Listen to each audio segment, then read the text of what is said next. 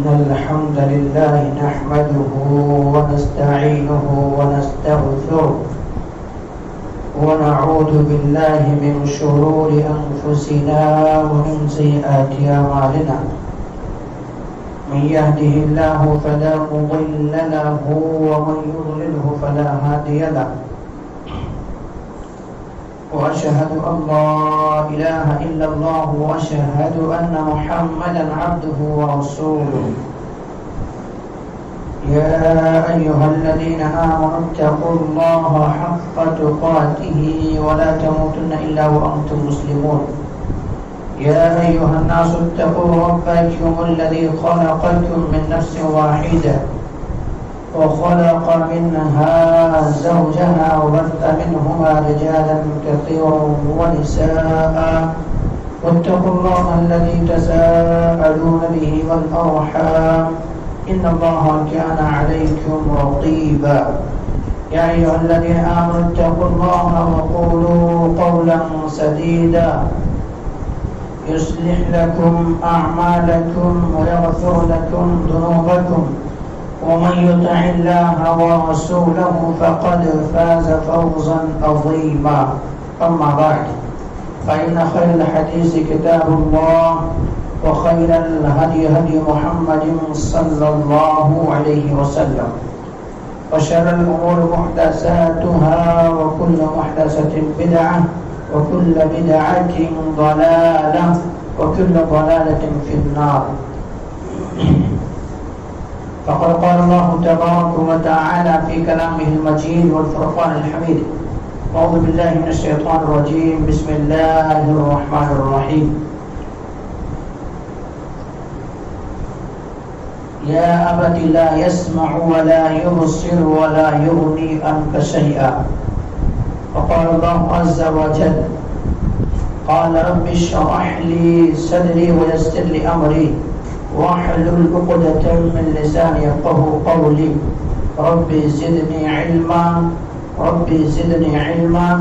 اللهم رب زدني علما سبحانك لا علم لنا إلا ما علمتنا إنك أنت العليم الحكيم لا يكلف الله نفسا إلا وسعها لها ما كسبت وعليها ما اكتسبت ربنا لا تؤاخذنا إن نسينا أو أخطأنا ربنا ولا تحمل علينا إصرا كما حملته على الذين من قبلنا ربنا ولا تحملنا ما لا طاقة لنا به واعف عنا واغفر لنا وارحمنا أنت مولانا فانصرنا على القوم الكافرين.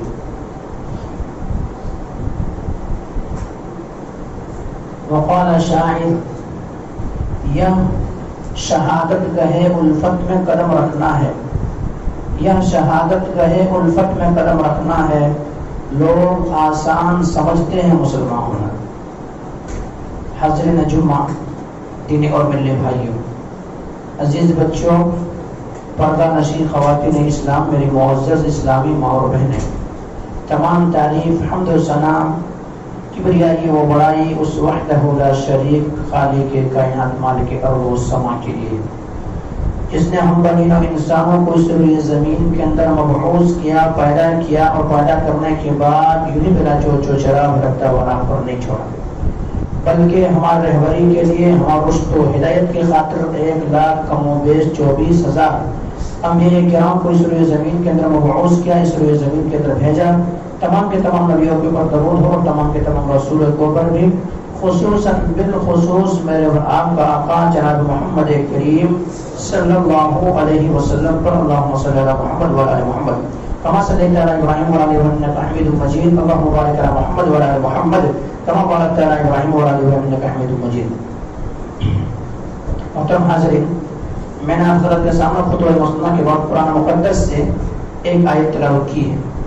آیت جو ہے سورہ مریم سے ہے اور آیت 40 پر 2 ہے۔ اس مناسبت سے آج میں آپ حضرت کے سامنے بیان کروں گا سیرت ابراہیم علیہ السلام۔ سیرت ابراہیم علیہ السلام یہ ایک ایسا موضوع ہے کہ آدمی اس موضوع کو 1000 بار سنے گا لیکن پھر بھی ان کے جی نہیں بھرتا ہے کہ لگتا ہے کہ مزید اس بیان کو سنا جائے۔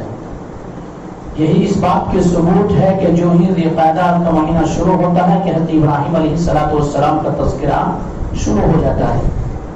یوں ہی نہیں بلکہ ابراہیم علیہ السلام کی شخصیت تو وہ ہے، ابراہیم علیہ السلام تو وہ ہیں جن کے تعلق سے میرے رب نے کہا واتخذ اللہ ابراہیم خلیلا، اللہ کے خلیل ہیں، اللہ تبارک و تعالیٰ کے دوست ہیں ابراہیم علیہ السلام، خلیل ہیں۔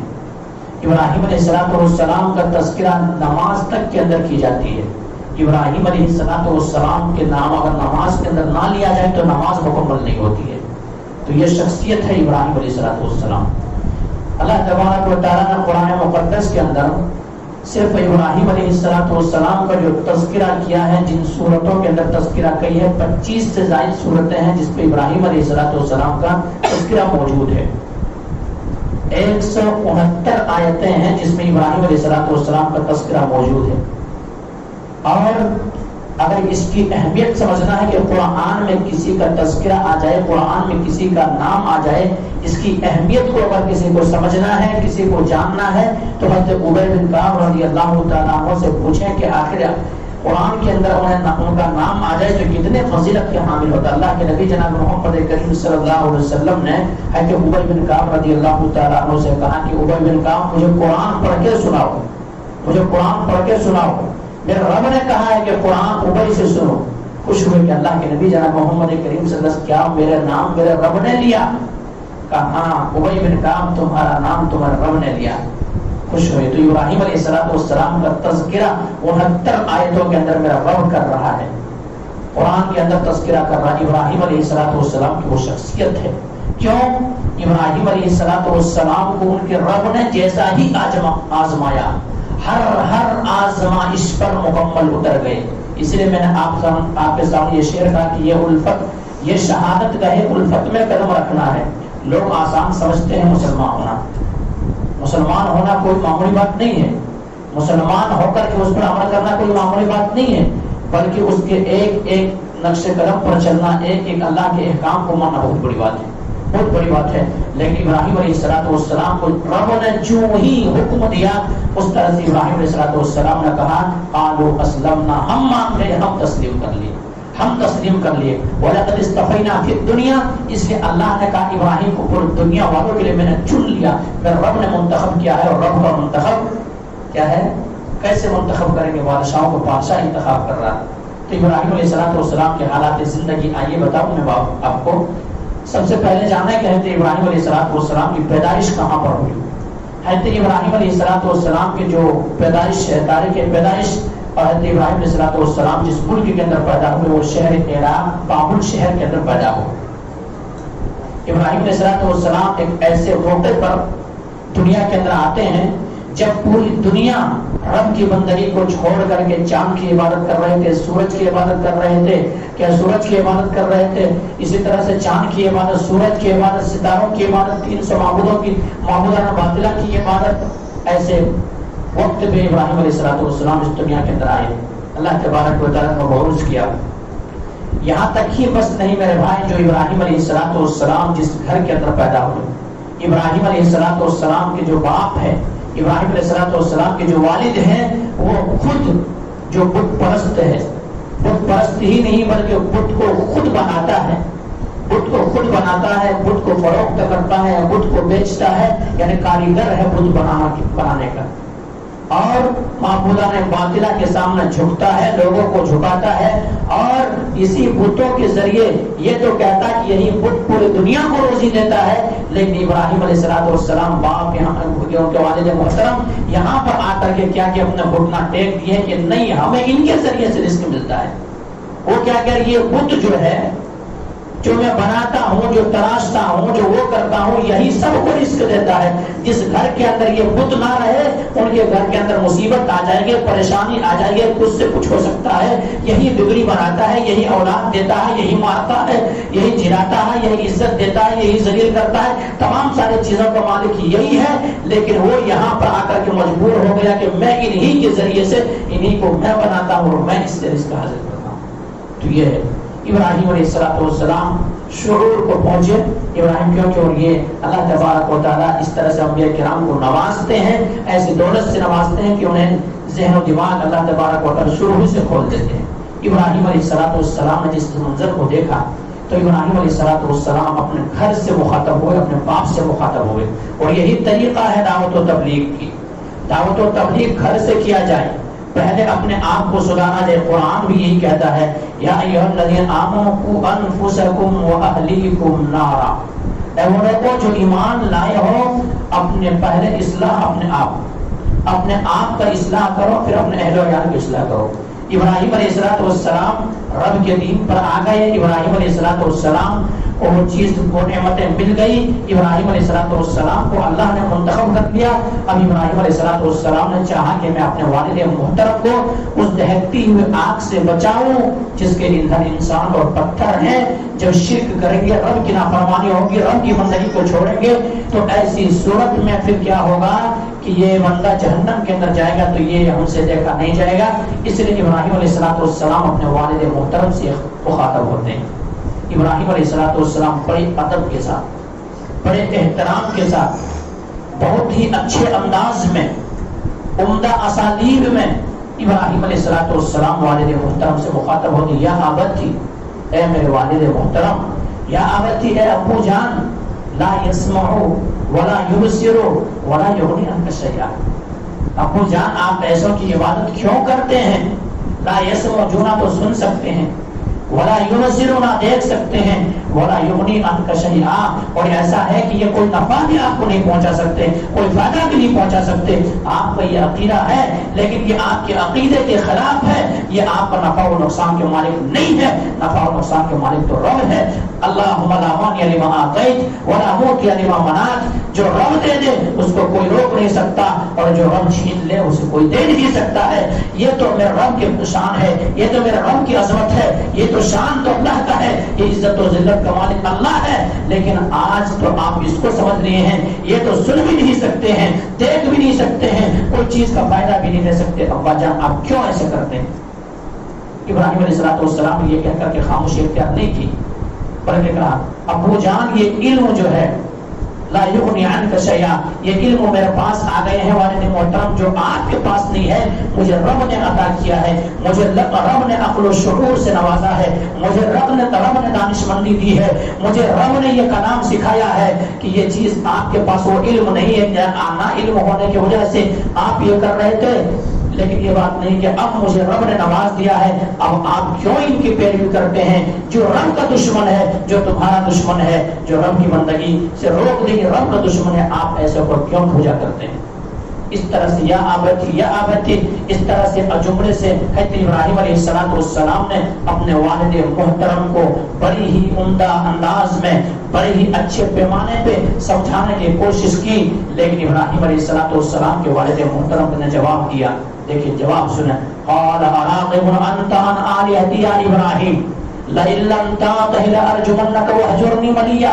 کیا کہا کہ ابراہیم تم جو بات ہمیں سنا رہے ہو، تم جو کہہ رہے ہو، دیکھو باز آ جاؤ، رک جاؤ، اس چیز سے رک جاؤ. میرے سامنے یہ نصیحت کرنے کی ضرورت نہیں ہے، واز کرنے کی ضرورت نہیں ہے، ہمیں سمجھانے کی ضرورت نہیں ہے. اگر سمجھانے کی کوشش کی یا ہمارے سامنے اس طرح کی باتیں کی، اور اراغب انت آلہت یا ابراہیم لئن لم تنتہ لارجمنک واہجرنی ملیا، ابراہیم تمہیں مار مار کے سنسار کر دوں گا، جلا وطن کر دوں گا، دیش اور گاؤں سے نکال دوں گا. بیٹا تو تم میرے ہو، لیکن اگر میرے معبودوں کو برا کہو گے تب بیٹے سے دشمنی مول لینے کے لیے میں تیار ہوں، تمہیں گھر سے گھر بدر کرنے کے لیے تیار ہوں. وہ ہجرنی ملیا، تمہیں پتھروں سے مار مار کے ہلاک کر دوں گا. ابراہیم علیہ السلام بڑی ادب کے ساتھ اس طرح سے جملہ کہہ دیے، لیکن ابراہیم علیہ السلام اپنے فرض نہیں بھولے کہ کتنا بھی ہے میرے والد ہے، میں ان سے زبان درازی نہیں کر سکتا.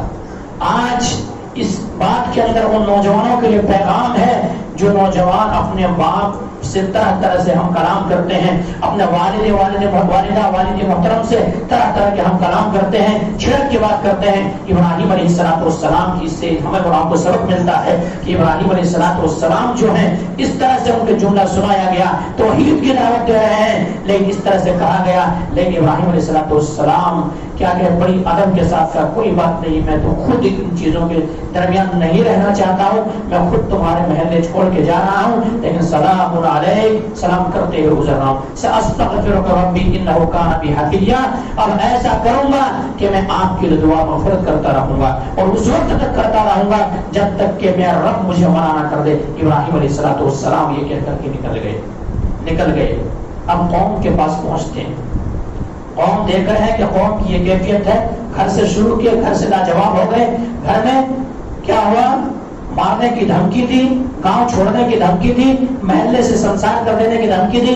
ابراہیم علیہ السلام صبر کے ساتھ نکل گئے۔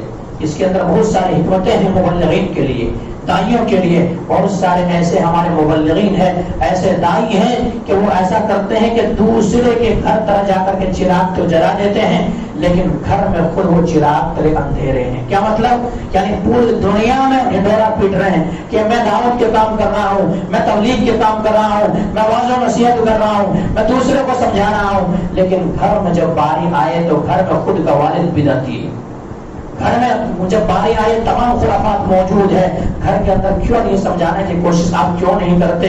تو مطلب یہ تو کیا کریں، مانتے نہیں ہے۔ ارے ابراہیم علیہ السلام اگر یہی کہہ کے چھوڑ دیے ہوتے کہ بزرگ ہے، ابراہیم علیہ السلام یہی کہہ کر کے کیا دعوت و تبلیغ سے رکے؟ نہیں رکے۔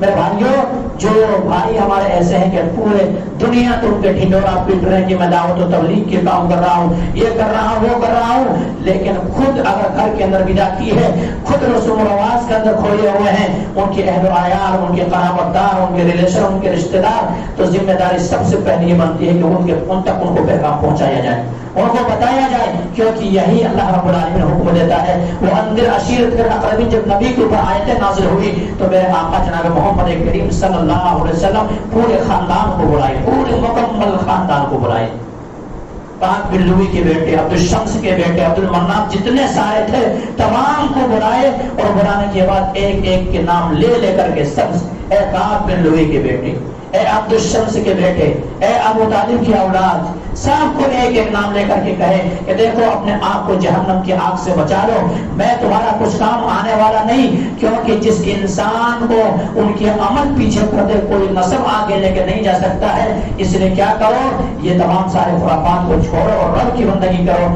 لاسٹ میں آ کر کے اللہ کے نبی جناب محمد کریم صلی اللہ علیہ وسلم اپنے بیٹی سے نبی کریم صلی اللہ علیہ وسلم کہہ رہے ہیں، بیٹی سے مخاطب ہے اور بیٹی سے یہ کہہ رہے ہیں کہ انقذی انفسکم من النار، اے یا فاطمتی انقذی انفسکم من النار، اے بیٹی فاطمہ، میرے لگتی جگر، نور نظر، دل کا ٹکڑا، تم جو چاہو دنیا کے اندر مجھ سے مانگ لو، میرے پاس وہ چیز ہے تو میں تمہیں عطا کر دوں گا، لیکن میری بیٹی کہیں یہ سمجھ کر کے عمل کو ترک مت کر دینا کہ میں نبی کی بیٹی ہوں، میں تو بخشے بخشائی ہوں، میں تو کسی طرح سے بچ جاؤں گی، لیکن دیکھو ایسا ہے کہ میں جہنم کی آگ سے تمہیں بھی نہیں بچا سکتا۔ اس کے اندر بھی بڑی دلیل ہے، بڑی حکمتیں ہیں، جو کہتے ہیں کہ میں فلاں بزرگ کو مانتا ہوں، فلاں پیر کو مانتا ہوں، فلاں کو مانتا ہوں، میں اس کے دامن کو پکڑ کے مچل دوں گا، بولتے ہیں دامن ہوگا ہی نہیں، قیامت کے دن دامن کہاں ہوں گے، سب ننگے ہوں گے۔ ابراہیم علیہ السلام کو سب سے پہلے کپڑے پہنائے جائیں گے، سب ننگے ہوں گے، دامن ہوگا ہی نہیں۔ وہی بات یہ کہتے ہیں کہ ہم مچل جائیں گے،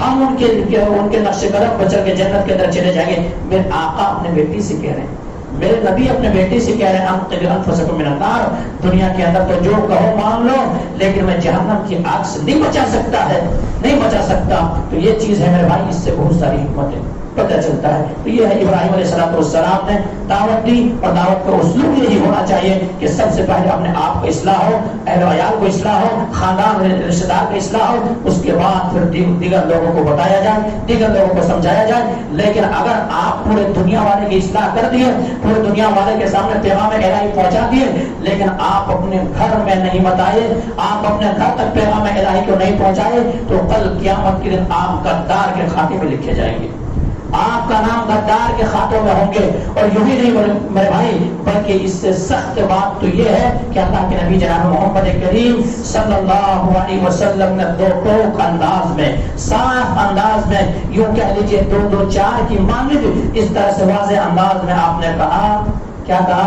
ما من عبد یسترعیہ اللہ یموت یوم یموت وہو غاش لرعیته الا حرم اللہ علیہ الجنہ. اگر اللہ تبارک و تعالیٰ کسی کو ذمہ دار بناتا ہے، کسی کو ذمہ دار بناتا ہے اور وہ اپنے ماتحت لوگوں کو دھوکے میں رکھتا ہے، انہیں دین شریعت نہیں بتاتا ہے، ان کے غلطیوں پر نشاندہی نہیں کرتا ہے، ان کو نہیں ٹوکتا ہے، ان کو نہیں سمجھاتا ہے، پوری ذمہ داری کا حق ادا نہیں کرتا ہے، تو ایسے انسان کے لیے میرے آقا نے کہا کہ ایسے انسان کی جنت حرام ہے. الا حرم اللہ علیہ الجنہ، جنت حرام کر دیا ہے. تو میرے بھائیوں، آپ اگر ذمہ دار ہیں، گھر کے ذمہ دار ہو سکتے ہیں، دیگر جگہوں کے بھی ذمہ دار ہو سکتے ہیں، آپ کے اوپر ذمہ داری بنتی ہے کہ اگر آپ کی ماتحت آپ اس کے مانند ہیں جس طرح سے ایک چرواہا جنگل و بیابان میں بکریوں کو لے کے جاتا ہے، ان کے پانی پلانے کا بھی خیال رکھتا ہے، اگر کوئی بھیڑیا جانور آ کے کھانے کی کوشش کرتا ہے، بچانے کی بھی کوشش کرتا ہے، تمام چیزوں کی دیکھ بھال کرتا ہے،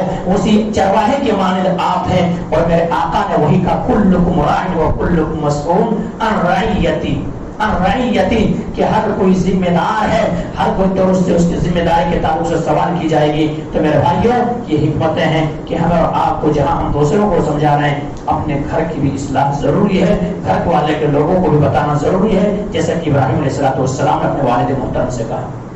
اس کے بعد وہاں سے ابراہیم علیہ السلام سلام کرتے ہوئے نکل گئے، سلام کرتے ہوئے نکل گئے بڑے ادب کے ساتھ. اب کیا دیکھتے ہیں کہ کچھ ان کے لوگ ہیں جو چاند کی عبادت کر رہے ہیں، سورج کی عبادت کر رہے ہیں اور ستاروں کی عبادت کر رہے ہیں، یہ تینوں کی عبادت کر رہے ہیں. اب ان کو سمجھانے کی کوشش کی ایک الگ انداز میں، انداز بدل دیے. انداز کیا بدلے؟ دیکھ رہے ہیں کہ ڈائریکٹ ان لوگوں سے کہیں گے تو بات تو کو سمجھ میں نہیں آ رہی.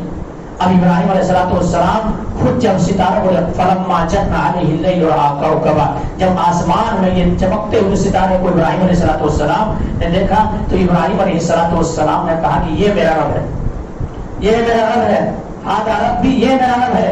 ابراہیم علیہ السلام نے جب دیکھا کہ وہ ستارہ غائب ہو گیا، ستارہ ڈوب گیا، تو کہا غائب ہو جانے والا، ڈوب جانے والا میرا رب نہیں ہو سکتا. میرا رب تو وہ ہے لا تأخذہ سنۃ ولا نوم، نہ تو ان کو نیند آتی ہے نہ اونگ آتی ہے. یہ تو غائب ہو جانے والا میرا رب کیسے ہو سکتا ہے؟ اس کو میں رب تسلیم کرنے کے لیے، رب ماننے کے لیے تیار نہیں ہوں. انی بری، میں بری ہوں ان چیزوں سے.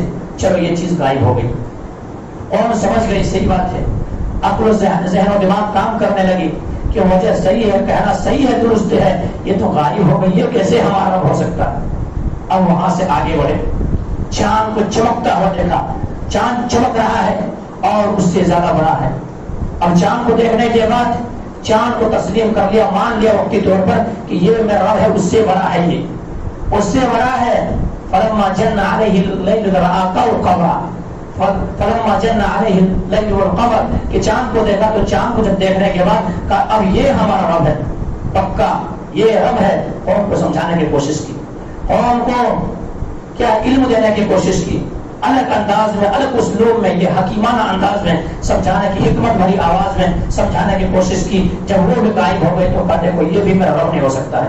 ڈوب جانے والے کو میں محبت اس سے نہیں کرتا ہوں، ڈوب جانے والے کا رب نہیں ہو سکتا ہے. اب اس کے بعد صبح ہو گئی، صبح ہونے کے بعد چمکتا ہوا سورج نظر آیا.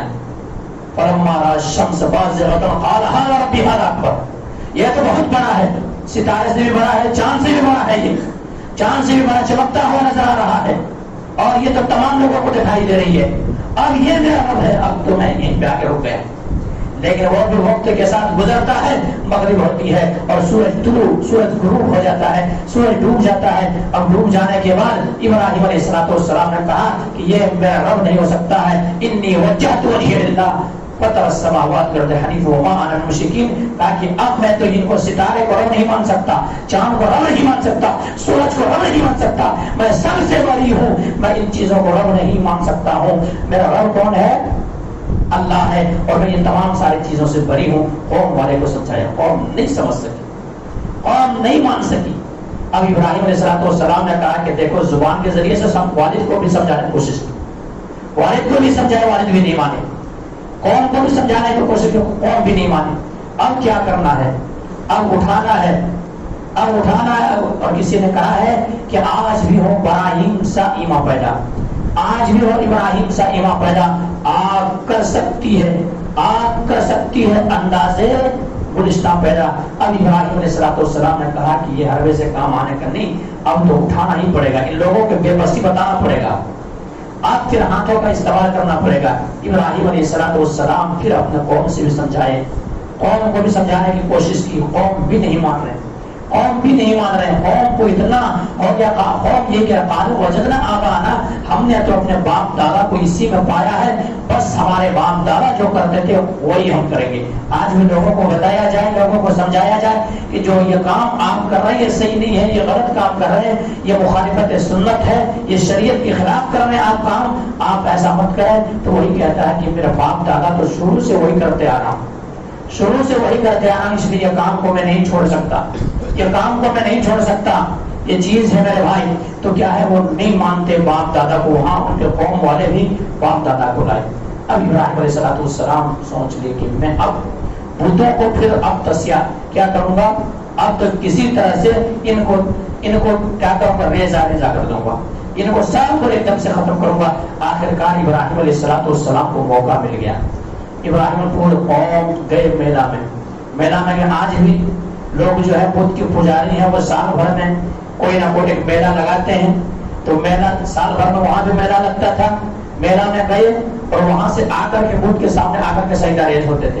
ابراہیم علیہ السلام گھر کے اندر آرام کر رہے ہیں, سو رہے ہیں. اب ابراہیم علیہ السلام کی والد محترم آئے, کہا کہ ایسا کیا جائے کہ چلو ناراضگی کب تک ہے, چلو ناراضگی, آخر تم میرے بیٹے ہو, میں تمہاری ہی خاطر یہ کہہ رہا ہوں, اگر میں یہ تمام ساری چیزوں کو اگر چھوڑ دوں گا تو شکم ہمارے پیٹ کا کیا معاملہ بنے گا, کیا معاملہ ہوگا. آج یہی کہہ کر کے لوگ ہم بتاتے بھی نہیں ہیں کہ اگر میں اس کے خلاف باتیں کر دوں یا یہ چیز کہہ دوں, پھر وہ ہم سے ناراض ہونے کے پتہ نہیں کیا معاملہ ہوگا کیا نہیں ہوگا. یہ طرح اب میں چلو مان جاؤ, چلو اب ساتھ میں جاتے ہیں, ہر کوئی جا رہے ہیں, آپ ان میں لے کے جانا چاہتا ہوں. تو ابراہیم علیہ السلام نے کہا سقیم, میں بیمار ہوں, میں نہیں جا سکتا, میں بیمار ہوں, میں نہیں جا سکتا. ابراہیم علیہ السلام کو اس کی حالت پہ چھوڑ دیے. اور یہاں پر بیمار کس چیز, یعنی تو جو یہ کام کر رہا ہے اس سے بیماری ہے, تو یہ استعمال کیا, یہ میں یہ تمام ساری چیزوں کو دیکھ کر کے میں یہ بیمار ہو جاؤں گا, یا بیمار ہو, یہ تمام ساری چیزوں کو تم عبادت کر رہا ہوں کہ بندگی کو چھوڑ کر کے, تو بڑا کیا معاملہ ہے, میں بیمار ہوں, انا سقیم, میں بیمار ہوں. تمام لوگ چلے گئے میلے میں, پورا گاؤں خالی ہو گیا.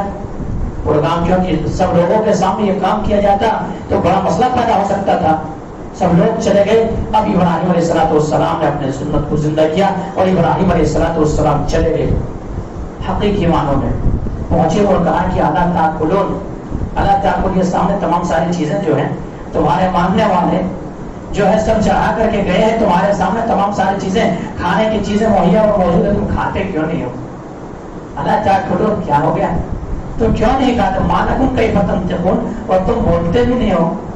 ہم نے تو سنا ہے کہ تم بولتے بھی ہو, کھاتے ہو اور دیتے بھی لوگوں کو, لیکن ابھی کیا ہو گیا ہے کہ تم کھا بھی نہیں رہے ہو, بول بھی نہیں سکتے ہو, بولتے بھی نہیں ہو, کیا ہو گیا تمہیں؟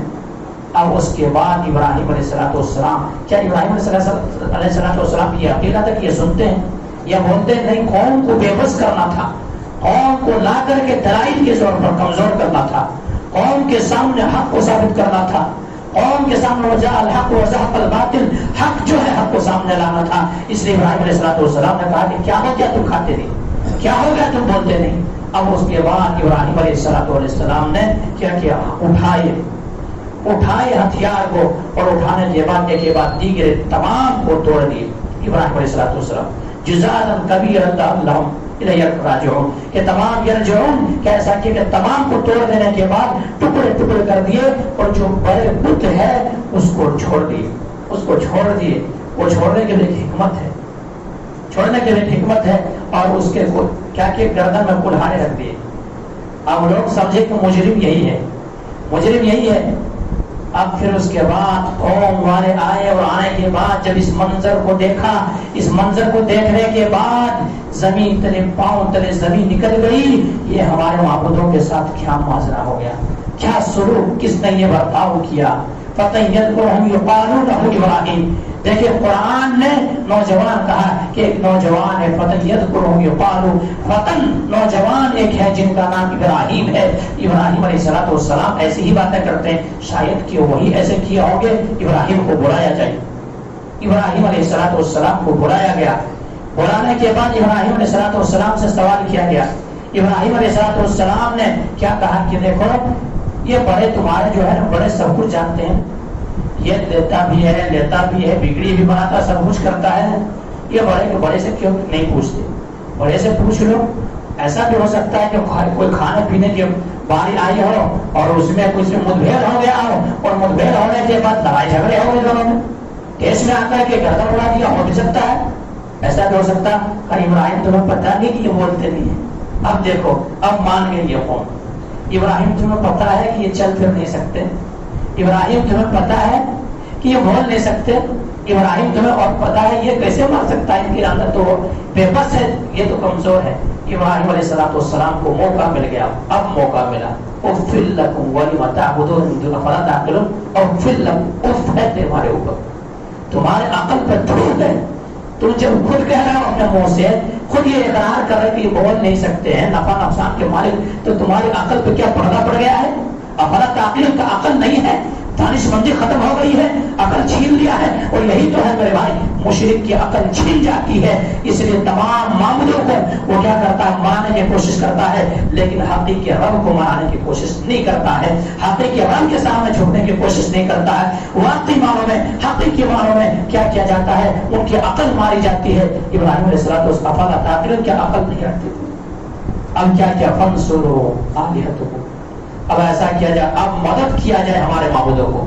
ارے وہ معبود کون سے ہے, وہ معبود کیا ہے جو تمہارے مدد کے محتاج ہو.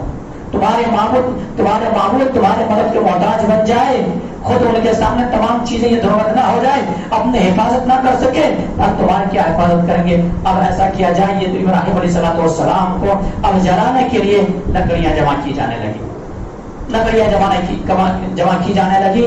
اور مورخین نے لکھا ہے, تاریخ نگاروں نے لکھا ہے, تفسیر ابن کثیر یا تفسیر تاریخ ابن کثیر, ان کتابوں کے اندر موجود ہے کہ لوگوں نے یہ منت مان لی, اگر کسی کے یہاں پہ بیٹا پیدا نہیں ہوتے یا کسی کے جو صاحب اولاد نہ ہوتے تو پھر کیا کرتے, وہ منتیں مانگتے کہ ابراہیم کو جلانے کے لیے جو لکڑیاں جمع کی جا رہی ہے اس میں جا کر کے میں اتنا ٹن یا اتنا من جا کر کے لکڑیاں جمع کروں گا یا کروں گی. اس طرح سے جمع کی جاتی, پورے لکڑیاں جمع ہو گئی, لکڑیاں جمع ہو گئی. ایک آدمی کو جلانے کے لیے اتنے لکڑی کی ضرورت نہیں ہے, لیکن ونسروا والے ایسا کیا جائے, معبودوں کی مدد کیا جائے. یہاں پر معبودوں کی مدد کی باری تھی تو کسی طرح سے انگلی کٹا کر بھی شہادت مقام لینا ہے, وہی منظر تھا ان کی نگاہوں میں, وہی عقیدہ تھا ان کے نظر میں کہ ہر کوئی لکڑیاں جمع کرنے لگے, اور لکڑیاں جمع ہو گئی.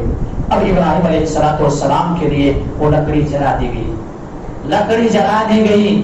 لکڑی جلا دینے کے بعد لکڑی وہ آگ اتنا پھیل گئی کہ آسمان سے باتیں کرنے لگی. گویا کہ اگر کوئی پرندے اس آگ کے اوپر سے گزرتے تو اس میں جلس کر کے اس میں آگ میں گر جاتی, آگ میں گر جاتی. اتنا خطرناک آگ تیار کر دی گئی. اب ڈالے کیسے, ڈالے, کوئی آگ تو جلا دیا گیا. وہی کہانی ہو گئی کہ ایسا ہے کہ چوہوں میں مشورہ ہو کہ ایسا کیا جائے کہ ہمارے پاس بلی آتی ہے, ہمارے ایسا کیا کرتا ہے, ہمارے بچوں کو کھا جاتے ہیں, ہمیں تکلیف پہنچاتے ہیں, اس لیے ایسا کیا جائے کہ گھنٹی باندھ دیا جائے. ہم ایسا کریں گے تاکہ جب بلی آئے گی تو پتہ چل جائے گی کہ گھنٹی ایسا ہے, گھنٹی بجے گی, ہم سمجھ جائیں گے اندر سوراخ میں چلے جائیں گے. وہی معاملہ ابراہیم علیہ السلام کے لیے آگ تیار کر دی گئی, آگ جلنے لگا. اب ڈالیں گے کون, وہاں ڈالنے والے کون ہیں؟ من جنیب کے ذریعے ابراہیم علیہ السلام کو ڈال دیے گئے. مرد مجاہد اکیلے ہیں, پورے قوم ناراض ہو گئی ہے, باپ ناراض ہو گئی ہے, پورے شہر ناراض ہو گئے, بادشاہ ناراض ہو گئے. لیکن ان کی نگاہوں میں کہا کہ میرے رب تمام ناراض ہو جائے, تو اگر ناراض ہے, تو ہم سے راضی ہے تو سب راضی ہے. میں تیری رضا کی خاطر یہ کام کر رہا ہوں, پوری دنیا ایک طرف ہے, تیری رضا میں چاہتا ہوں. میں لوگوں کو دکھاوا اور لوگوں کے لیے یہ کام نہیں کرتا, میں رب کی تیری رضا کے لیے کام کرتا ہوں. اللہ تبارک و تعالی ابراہیم علیہ السلام کو وہ لوگ ڈال دی من جنیب کے ذریعے سے, من جنیب کے ذریعے سے ڈال دیے گئے. ابراہیم علیہ السلام آگ میں پہنچ گئے. وہاں پر بھی آزمائش شروع ہے میرے بھائی. دیکھیے مومنوں کے اوپر بڑا آزمائش ہے, اور جتنے آزمائش میں مکمل اتریں گے ان کے درجات اتنے ہی بلند ہوں گے. ابراہیم علیہ السلام کو آگ میں ڈال دیے گئے. ابراہیم علیہ السلام کے پاس مورخین نے لکھا ہے, تاریخ نگاروں نے لکھا ہے کہ دیکھیے اللہ رب العالمین کے فرشتے رب کے حکم ہی سے آ گئے. جبریل امین آ گئے کہ جبریل امین آئے اور کہا کہ ابراہیم ذرا حکم دو, اس آگ کو میں میرے 600 پر ہیں, اگر ایک پر ماروں آگ میں تو آگ ختم ہو جائے. تم کو ذرا کہو کہ ذرا میں آگ کو ختم کروں. ابراہیم علیہ السلام نے کہا تمہارے اندر یہ طاقت ہے, یہ ہمت ہے, یہ سخت ہے, لیکن میں اپنے رب سے ڈائریکٹ مدد چاہتا ہوں. آج لوگ کہتے ہیں سیڑھیاں پہ چڑھنا پڑتا ہے, وہاں جانا پڑتا ہے, یہاں جانا پڑتا. تو تمام ابراہیم علیہ السلام کے حالات زندگی پر ہیں, وہاں پہ سامنے اسباب موجود تھے پر مہارتیں ختم ہو جاتی. آگ کے فرشتے آ گئے, پانی کے فرشتے آ گئے, کیا ایسا کیا جائے کہ اس طرح سے کیا جائے, تم ذرا حکم دو, میں رب کے حکم بارش نازل کر دیتا ہوں. ابراہیم علیہ السلام نے کہا تمہارے اندر وہ طاقت ہے, لیکن میرا رب سے میں ڈائریکٹ میں اپنے رب سے ہم کلام ہونا چاہتا ہوں, رب سے مدد چاہتا ہوں. یہ سننا ہی تھا. میرا رب حسبنا اللہ و نعم الوکیل. میرا رب کون ہے؟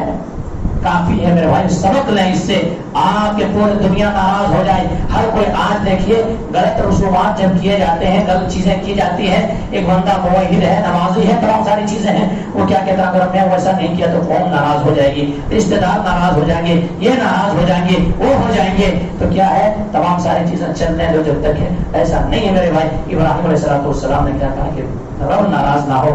آخر کا حسبنا اللہ و نعم الوکیل. میرا رب کافی ہے, میرا رب کافی ہے. آخر کار اللہ رب العالمین نے جو ہی ابراہیم کی زبان یہ بات سنا, اللہ تبارک و تعالی آگ کو حکم دے دیا. اور میرے رب کا حکم ہر کوئی مانتا ہے, میں نے بتایا تھا, پھر سے بتاتا ہوں. ابراہیم علیہ السلام ہر کوئی حکم مانتا ہے. مچھلی کا کام کیا ہے؟ اگر کوئی چیز کھا لے تو پیٹ کے اندر غذا بنا ہے, نہیں ہے. یونس علیہ السلام کو نگل لیے تھے, لیکن پیٹ کے اندر غذا بنائے؟ غذا نہیں بنائے, بلکہ پیٹ کے اندر ایسا رکھ لیے کہ ایک گھر بن گیا ان کے لیے, آرام سے آرام سے. چھری کا کام کیا ہے؟ ابراہیم علیہ السلام لے کے بیٹے کے گردن میں پھرا رہے, چھری کاٹ سکی؟ نہیں کاٹ سکی. آگ کا کام کیا ہے؟ جلانا ہے. لیکن یہ تمام کس کے تابع ہے؟ اللہ کے تابع ہے. چھری کو حکم دے دیا گیا, مچھلی کو حکم دے دیا گیا. پانی کا کام کیا ڈبو دینا ہے؟ نہیں ہے. موسیٰ علیہ السلام کے لیے کیا ہو گئے؟ راستہ بنے یا نہیں بنے؟ اور فرعون کی قوم ڈوب گئی نہیں ڈوب گئی؟ تو یہ تمام سارے چیز رب کے حکم کے تابع ہیں. تمام رب کے حمد بیان کرتے ہیں, تسبیح بیان کرتے ہیں. یہ سننا ہی تھا. اللہ تبارک و تعالی آگ کو حکم دے دیا اور قلنا یا نار کونی بردا وسلام علی ابراہیم. اٹھائے قرآن پڑھیں میرے بھائی. ہم تو قرآن پڑھنا ہی نہیں جانتے. قرآن سمجھیں گے کیا؟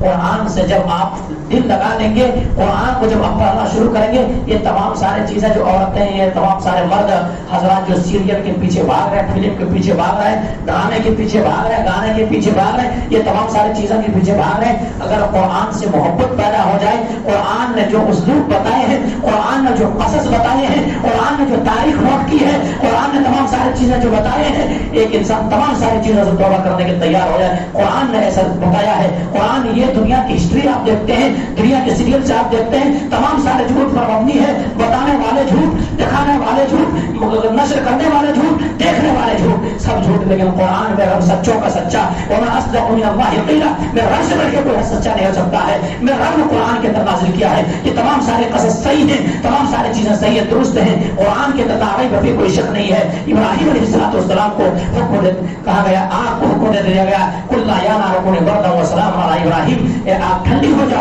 ابراہیم کے لیے پورے گلزار بن گئے, سلامتی والے بن گئے. اور میں اتنا خطرناک منظر اور اتنا ایسے معجزات دیکھا, لیکن قوم جن کی عقل ماری جاتی ہے ان کو کوئی بھی چیز سمجھ میں نہیں آتی ہے, سوائے اللہ اگر ان کو ہدایت دینا چاہے تو بہرحال باتیں لمبی ہو رہی ہیں. انشاءاللہ یہی اب اس سے آگے کیا کیا مراحل پیش آئے, انشاءاللہ آگے جو آنے والے جمعہ حضرات کے سامنے پیش کی جائے گی. مزید ان کی جو قربانیاں ہیں میرے بھائی, ایک سے قربانیاں ہیں, اسی لیے تو میرے رب نے خلیل بنایا. خلیل بنائے تو رب خلیل اگر کسی کو بنائے تو کیسے بنا سکتے ہیں؟ کیا ہمارے آپ جیسے ہم اور آپ کیا چھوڑتے, گھر کیا چھوڑتے, تن کیا چھوڑتے, دھن کیا چھوڑتے, ہم اور آپ نرم گرم بستر چھوڑنے کے لیے تیار نہیں ہوتے بھائی. فجر میں کانوں میں ٹکراتی ہے, حیان الصلاۃ خیر من النوم, الصلاۃ خیر من النوم, نیند سے بہتر نماز. ہم اور اپنے یہ تمہارا کیا, تم کہہ رہے ہو, ہم اپنے عمل سے تو انکار کر رہے ہیں, ایسا نہیں ہو سکتا. سراسر جھوٹ ہے. ہم آپ دکان چھوڑنے کے لیے تیار نہیں ہے, کاروبار چھوڑنے کے لیے تیار نہیں ہے, اور آگے جا کر کے کہنے دیجئے شادی خانے اور کرسی چھوڑنے کے لیے تیار نہیں ہے. اگر کرسی چھوڑ کے نکل جائیں گے, کھانا نکل جائے گا, تو نماز عشاء قائم, نماز فجر ایسا ہوگا, ہے نہیں ہے.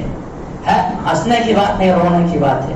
رونے کی بات ہے میرے بھائی، تو وہ چھوڑنے کے لیے تیار نے، ہم رب کے لیے کہاں چھوڑتے؟ اسی لیے تو شاعر نے کہا تھا یہ شہادت گہے الفت میں قدم رکھنا ہے۔ لوگ آسان سمجھتے ہیں مسلمان ہونا، لوگ آسان سمجھتے ہیں مسلمان ہونا۔ بہرحال اس بات کو ختم کرتے ہیں، اللہ تبارک و تعالیٰ سے دعا کرتے ہیں کہ مولا کریم جو بات کہی گئی ہے سب سے پہلے تو ہم آپ کو ان باتوں کے اوپر اچھی سمجھ کے توفیق دے دے۔ اس کے بعد مولا کہ ہم تمام مسلمانوں کو تو حقیقی معنوں میں، واقعی معنوں میں مولا کریم جو مقصد ہمارے پیدائش کا مقصد ہے اس مقصد کے اوپر مکمل اترنے کی توفیق دے دے۔ مولا کریم جو بے نمازی ہے ان کو نمازی بنا دے۔ مولا کریم ہمارے مسجدیں غیر آباد ہے، شادی خانہ آباد ہے، کئی سینما خانہ آباد ہے، دیگر جگہ آباد ہے، لیکن ہماری مسجدیں غیر آباد ہے۔ مولا کریم تو مسجدوں کو آباد کر دے۔ تقبل یا رب العالمین، الحمدللہ رب العالمین، سبحان ربک رب العزۃ عما یصفون وسلام المرسلین والحمد للہ رب العالمین برحمتک یا